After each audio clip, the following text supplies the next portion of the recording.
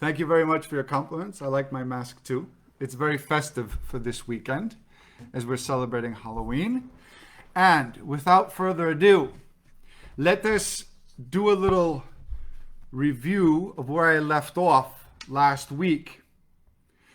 Van Helsing was the first to speak when they were going after Dracula and his friends. We have learned, said Van Helsing, something here today that Dracula actually fears us. Despite his angry words, he does fear us. We must find the last box, the box that he goes to and sleeps in when it's daytime. But first, we need to get back to Mina. Don't forget what happened with Mina. She needs our protection. So we returned to the asylum and took turns watching over Mina throughout the night. Now, Chapter 9. Jonathan Harker's Journal. October 5th in the morning. Mina slept peacefully all throughout the night. When she woke up this morning, she asked me to call Van Helsing to our room immediately. Why? I asked. I have an idea, she said. 3 minutes later, Van Helsing was standing in our room with a worried look on his face. What is it, Mina? He asked. I want you to hypnotize me. Really? I'm the only one here with a direct connection to Dracula. I have a feeling I might know where he is. Van Helsing nodded and quickly set about putting Mina under hypnosis. She closed her eyes as he spoke to her, and then she opened them again. Where are you? Asked Van Helsing. I don't know, she replied in a dreamy voice. What do you see? Asked Van Helsing. I can't see anything. It's dark. What do you hear? Water. Waves. Are you on a ship? Mina paused for a moment. Yes, I am. What are you doing? I am lying still. Mina said nothing more, and the professor decided to end the session. He told her to close her eyes and lie down. Was that at all helpful? She asked when she opened her eyes a few minutes later. Yes, my dear, it was, said Van Helsing. You told us that Dracula's on a ship, which means he's leaving England. He is afraid of us, so he's taken his last box and run away. Now, we must find that ship. But why, Professor? Asked Mina. He's gone now. He can't hurt us anymore. The professor hesitated before answering. Mina, if we don't find him and kill him, you will die. We must destroy him to save you. Mina looked stunned, her eyes filled with tears, and she let out a heartbreaking cry. Later that day, I decided to stay with Mina while the others went to the harbor to search for Dracula's ship. They returned in the afternoon with encouraging news. I am convinced that Dracula is going home to Transylvania, said Van Helsing. And in order to do that, he will have to travel via the port of Varna in Russia. We found out that a ship called the Tsarina Catherine left for Varna earlier today. There was a man on board matching Dracula's description. He also had a box of soil with him. Now, it's going to take 3 weeks for the ship to reach Varna. We must get to Varna before the ship does. So, we need to start making preparations for our journey. But what will we do when the ship arrives? I asked. That's a good question. We will board it and place a branch of wild rose on the box, Van Helsing explained. Then we will move the box to a different location and destroy the monster. That seems like a pretty good plan. What do you guys think? Is it going to work? Let's see. We discovered and discussed the matter long into the night, and we swore that we would do whatever it took to rid the world of that evil being, Dracula. The 15th of October in Varna. We left the station on the morning of the 12th and arrived in Paris on the same night. We then took the Orient Express and arrived in Varna at about 5 p.m. I am happy to report that Mina is looking much better. I would have preferred her to stay at home, but she insisted on coming with us. She is sure that her telepathic connection to Dracula will help us on our mission. The 24th of October. The Tsarina Catherine should be arriving tomorrow. We put Mina under hypnosis, and she says she can still hear the sound of waves lapping. Everything seems to be on track. October 25th, noontime. The ship has not arrived yet. Mina could not give us any further information. I'm getting a little bit worried about her. She looks pale and is tired all the time.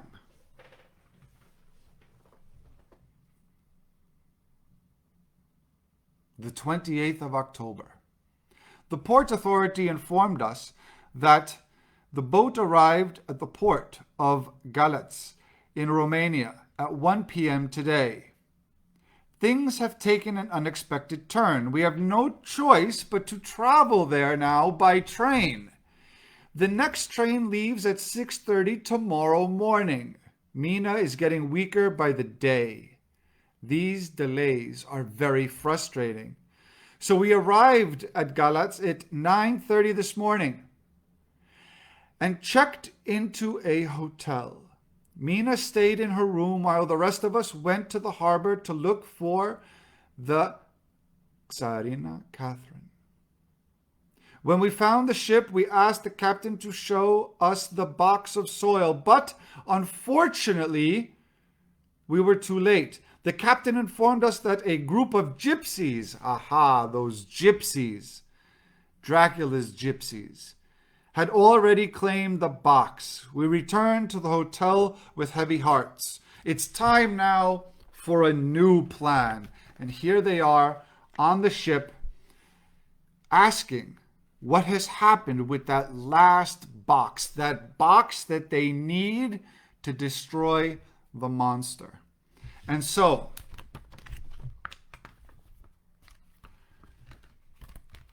we close with chapter 10, Mina Harper's journal. The 30th of October in the evening.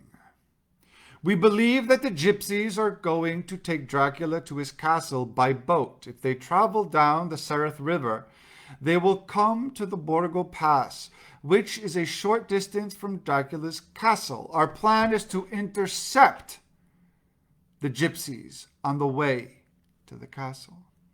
We have decided that it would be best for us to split up. Van Helsing and I will travel by train and then by carriage to Dracula's castle to cleanse it before he returns. Jonathan, Arthur, and Dr. Stewart will travel to the Borgo Pass on horseback.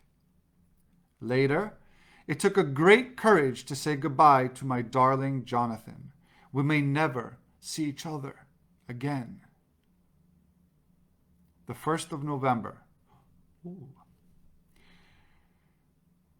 Next week. We arrived at noon. The professor has just returned with the carriage and horses. He also bought a basket of food and other provisions. We will be on our way to Dracula's castle soon. I pray that Jonathan is safe. The 2nd of November, at night. We have been traveling for 2 full days. It is very, very cold, but we are still in good spirits. Van Helsing says that we should reach the Borgo Pass tomorrow. Memorandum by Abraham Van Helsing for Dr. John Seward. The 4th of November. My dear friend John, this is a record of our journey in case something happens to us. It is morning, and I am writing this next to the warmth of the fire. It is very cold, and it snowed heavily last night. We reached Borgo Pass just after sunrise yesterday, and I hypnotized Mina so that she could point us in the direction of the castle. We have made rapid progress, but today we will not rest. The 5th of November. You will probably think that I have gone mad when I tell you what happened yesterday, but I can assure you that it is all true. Mina was feeling uneasy last night, so I placed 4 crosses in a circle around us to protect her and make her feel better. We both fell asleep eventually, but I woke up with a start when I heard the horses neighing loudly. Then, to my great alarm, I saw 3, not 1, not 2, but 3 vampire women appear before us. Mina woke up too, but she seemed very, very calm. I realized that they were the same 3 women who had threatened Jonathan at the castle. I didn't dare move out of the circle, and both Mina and I sat perfectly still. "Come, sister," they said to Mina. "Come, dear sister, to us." But Mina did not move. She looked at them with disgust. Thankfully, she is not one of them yet. I held up a cross and the women drew back. Eventually, they disappeared. Mina fell asleep a little later, but I stayed awake the whole night. At daybreak, I realized that the horses were all dead. The vampires had literally frightened them to death. I will leave Mina in the circle and proceed to the castle alone on foot. It will be better that way. It's still the 5th of November in the afternoon, though. I went to the castle with a hammer, 3 wooden stakes, and several crosses. I found the chapel easily, and I searched the tombs until I noticed one that was larger and grander than the rest. There was one word written on it: Dracula. I opened the tomb and placed several crosses inside it. Then I began my terrible task. I located the 3 coffins of the vampire women and saw that they were sleeping so very soundly. My hands were shaking, but I knew that it was my duty to destroy them. I stabbed each one of them in the heart with a wooden stake. I will never forget those horrible, horrible screams or the sight of the blood pouring from their mouths. Okay. I am just grateful that it is all over and that their souls are finally at peace. When I returned to the campsite, Mina woke up and begged me to leave. "Let us go meet my husband," she said. "We have stayed here way too long. And so we are going to travel eastward to meet our friends, and the vampire we must destroy." So that was very smart in destroying the 3 women, because they may have come to help Dracula. right? Dr. Seward's journal, the 5th of November. We hid in the bushes near the river and saw the gypsies removing the box from the boat and placing it on a cart. We will follow them to the castle and attack when they are at their most vulnerable. He had the plan. Mina Harker's journal, the 6th of November. It was snowing heavily when we set off this morning, and we could hear wolves howling all around us. We found a cave earlier this afternoon, and the professor suggested that we take shelter there. I had a strong feeling that Jonathan would be coming from the east, so we watched and waited from our hiding place, hoping to see him and the others on the horizon. Towards the evening, we noticed a group of gypsies pulling a cart on the road beneath us. There was a large rectangular box on the cart, and when I saw it, my heart began to pound.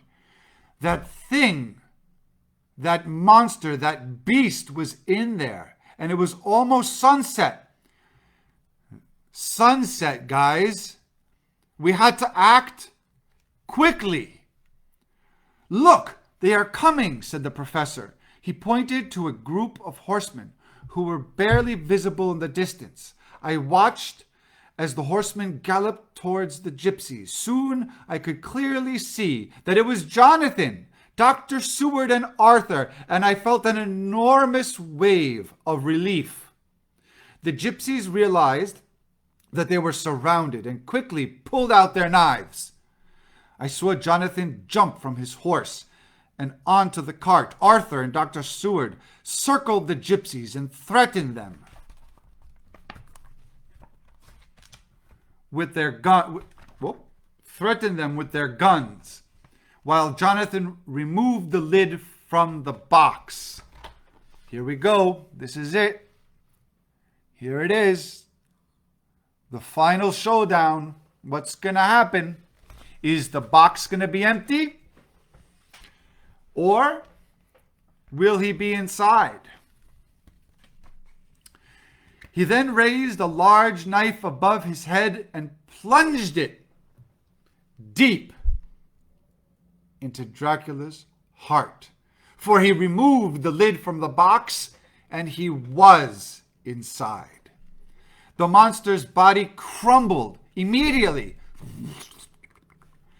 to dust before our very eyes. The gypsies fled, and I ran to my darling Jonathan. When he saw me, he hugged me so very tightly. "It's all over," he whispered. "The curse has been lifted, and you are safe."